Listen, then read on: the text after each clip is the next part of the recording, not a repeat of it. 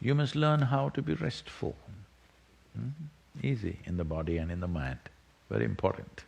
Enjoy this winter, okay? And anyway, I won't torture you next week here in this cold. Please, if there's any question, just one question, we can handle it. You okay? Can I take a few minutes and…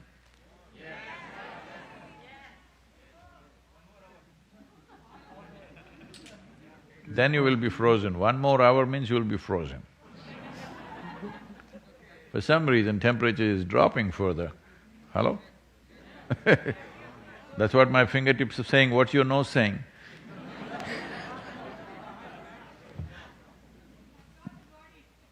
Oh, right.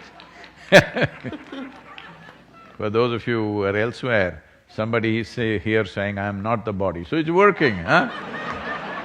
It's cold, but I'm not the body, so what does it matter?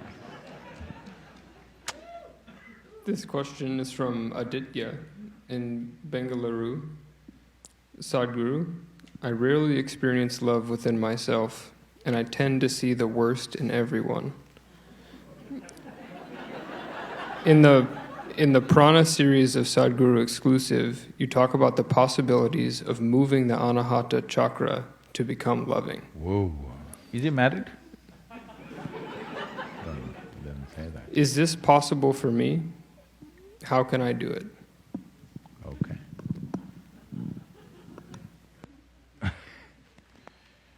So,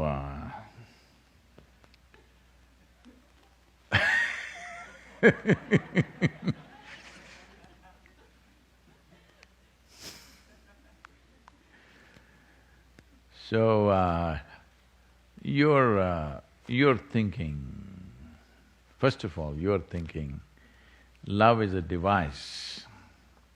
No, love is a consequence. Love is a consequence of being in a certain way within yourself. Love is not a device to get what you want.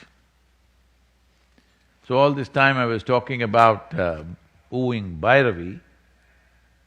The reason why it does not work for a whole lot of people, whether it's bhairavi or if… I don't know what's your wife's name. Why it doesn't work is, you're using love as a device, devotion as a device.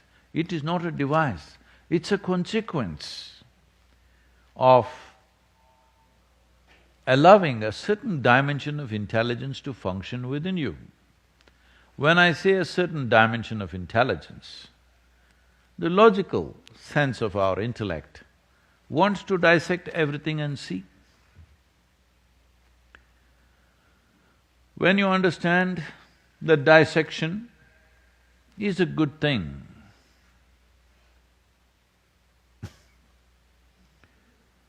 when it comes to physical nature, but dissection is a no good thing when it comes to other dimensions of life.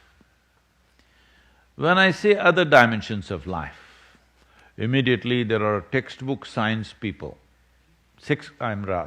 textbook scientists who immediately say, what are the dimensions, what are you talking about, you're talking superstition. Right now I'm being accused by a group in India who think they're rationalists, no rationale about their existence, but they think I'm superstitious.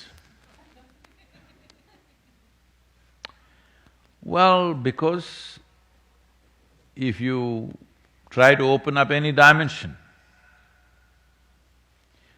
which is not within the framework of their logic, not even entire logic, not within the framework of their crude, silly little logic, they think it's superstitious. Well, your existence itself is superstitious because no instrument or there is no proof that you are actually alive. Hello? No, my heart is beating, my blood is flowing, all these things can be done by machines these days. We can make your heart beat, blood flow, even neuronal activity, all these things can be stimulated in many different ways and still you may not be alive. You know the famous Chang Shu story of him saying, I had a dream and being very worried. Why worried means, in my dream I was a butterfly and it was very real. I sat on the flower, I smelled it, I tasted it, it was all real. Now I'm sitting here. Now the question is, am I Chang Shu dreaming to be a butterfly or am I a butterfly dreaming to be Chang Shu? Because dreams are that real. Hello? So you have really no proof. Are you alive? No, Sadhguru, my feet are frozen.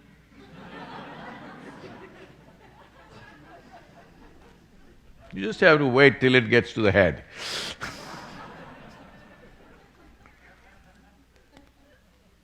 I think what Nikola Tesla said is very significant, but unfortunately in the last century still most of the scientific community or these textbook scientists definitely have not taken to it. Nikola Tesla, who has in many ways revolutionized modern science with his study and discoveries, said, the day science begins to study non-physical phenomena,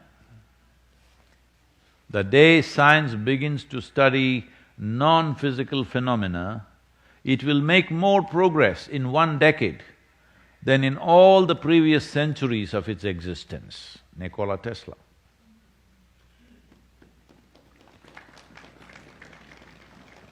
So, you are thinking all phenomena has to be between cause and effect. See, if you're understanding love as a sexual response, there is a cause and effect. If you're seeing love as a dimension which is tremendously transformative within yourself, then it is not between cause and effect, because it's not a transaction of any kind. So now you also picked up this little bit of jargon from where? From Sadhguru exclusive, is it?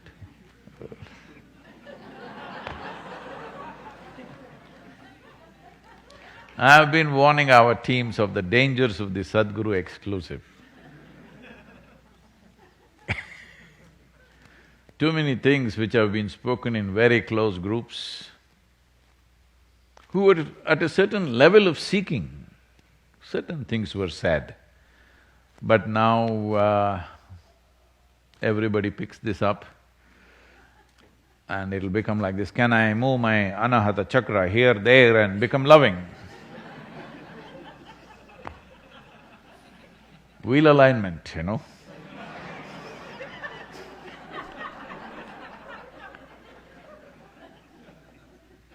It's a six-wheel truck. Align it, love will overflow.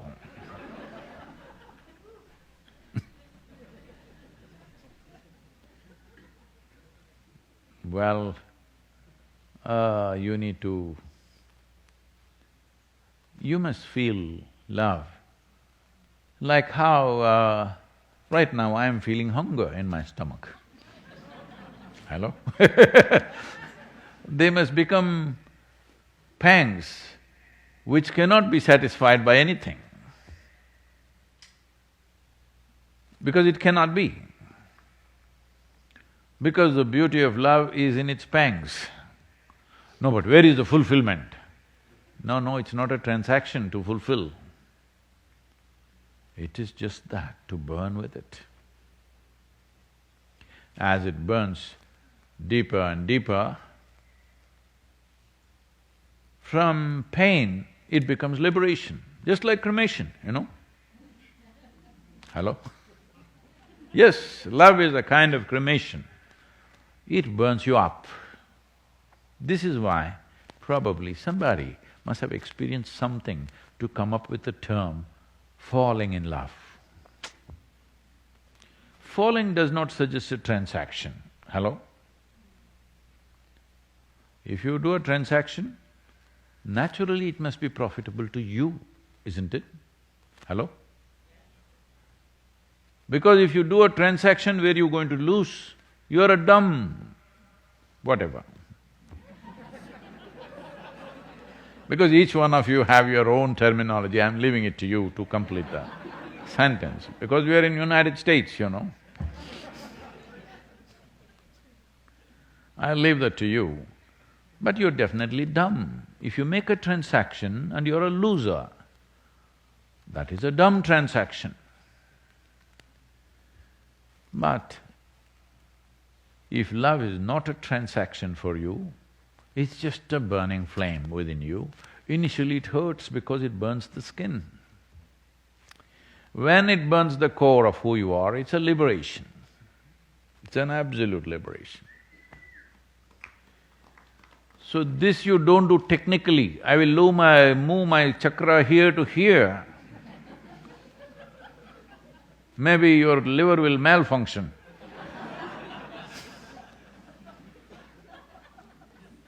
Please don't get into this kind of things because you're talking beyond yourself. First of all, stop talking about this chakra business, because you have not seen it. Did you see wheels moving? Hello? Somebody has talked about it from a certain dimension of experience. You don't repeat the same words, life will cut you down because now because lot of these kind of letters and comments keep coming to me. Sadhguru, I think my chakra, my anahata chakra is doing this, my svadhisthana is doing this, my vishuddhi is doing that. What do I do? In Atlanta, there are wheel alignment centers. They'll align your wheels like that. First of all, it is not at all in the context of how the popular books have talked about it. I think this question is coming from the piranha video, all right? It is not the way you think. The human energy system, you are looking at it like how you are looking at physical or physiological aspects of who you are. Okay, my kidneys are here, my heart is here, my brain, I don't know. So can I become intelligent by moving my this chakra here? No.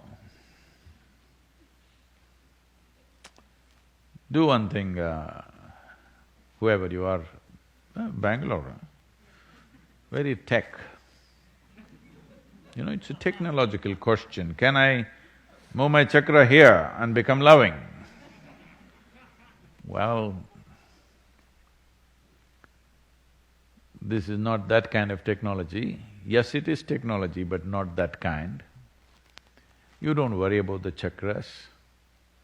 If you're a sensible human being, you will naturally be a loving human being. Get some sense into your head. Sense means this. Let me put sense and senselessness into a very fundamental perspective. If you sit here, the simple sense of life is, if you don't have to know any knowledge, you don't have to know scriptures in the world or teachings or nonsense, nothing. If you sit here, you know for you to be alive, you must be breathing. Even if you can avoid your breakfast, still you have to be breathing. Breathing means the internal part of your lungs are here, fearing COVID. The external part of your lung is the whole bubble of this atmosphere. If you can't see beyond that, at least this much you can see. Oh, my existence is not absolute. My existence is… In 60 years of life, a man is supposed to eat something like 1400 tons of food. In case you have graduated over that, all right, 1500, I leave it to you. Are you carrying 1400 tons of food right now in this body? Thank you.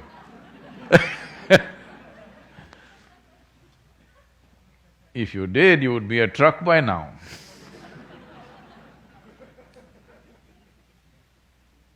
or a cargo ship, actually. No, you're just carrying that many kilograms. What does this mean? It simply means, what you think is my body today is not so tomorrow. Material has changed, I'm saying. Yesterday's body is not fully there today. Something new has come in. What is today's body is not there tomorrow. Something new has come in. If you experientially understand what you think is body, what you think is myself, thoughts which were not there in you yesterday could have come into you today. Emotions which were not there in you yesterday could have come into you today. Yes or no? Body which was not there in you yesterday could have come into you today. When this is the case, from where the hell are you getting the sense of absoluteness about yourself, me? If you just understand this much, you will become sensible. Otherwise, you will sit here like a senseless lump. Yes, because you think you're absolute me. Just if you relax this, it doesn't need any spiritual teaching, no scripture reading, no looking at heaven, no nothing. Simply little bit of sense. Naturally, everything that is naturally possible in the human being will rise up, including your love. Yes, your intelligence, your love, your expression, your articulation, your capabilities, everything will rise simply because you have come to sense. This is all you need. After that, beyond that, you want to seek the ultimate nature, because when sense comes, naturally that aspiration also will come. When that comes, then I must come in to guide you. Right now, I'm moving you from the basics, from the kindergarten, trying to tell you, see, somebody got it, I'm not the body. Why do I have to tell you? If you had paid attention to the food that you're eating, and when you shit, you would know I'm not the body. Hello? Hello? That's all it takes. If you know that you eat yourself, when you say, I'm eating my food, in some way you're eating yourself, isn't it? Hello? So if food is yourself in some way, in your experience right now, the earth also should be yourself, isn't it? Because that's where the food came from. This doesn't need any enlightenment, just a little bit of sense. So if sense blossoms, becoming inclusive, becoming loving is a natural consequence. You don't have to move your chakras.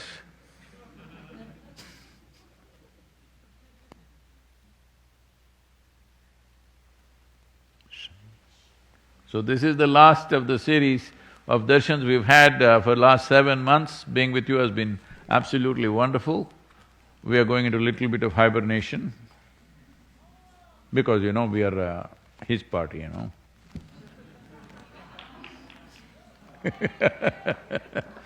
Wonderful, wonderful being with all of you, wherever you are in the world. I know many of you who are, in India, you have an advantage, it's in the evening. In United States, it was nice till about a month ago, but now your nose is about to fall off. If it was not for the mask, maybe it would have. The mask is holding it up in this cold. But those of you who are in Europe, UK and other time zones, Asia, some parts of Asia, either late night or it's like morning, 2 o'clock, 3 o'clock, I know you're all up there for the last 7 months on every Sunday to be with us, and fantastic having all of you. We'll come back to you probably on 31st of December, we'll be with you, but we're taking a little bit of hibernation time. All of you, use this time to be very consciously restful.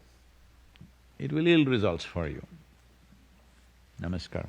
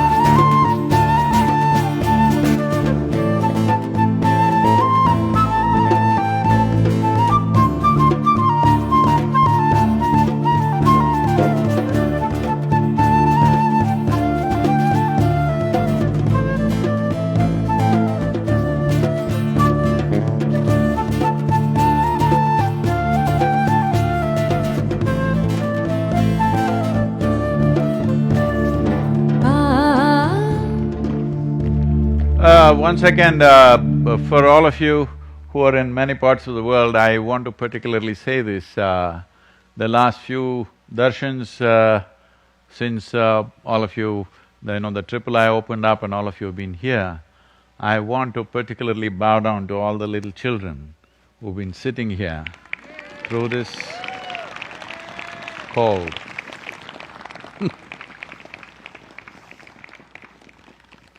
Well, you didn't do this at their age, huh?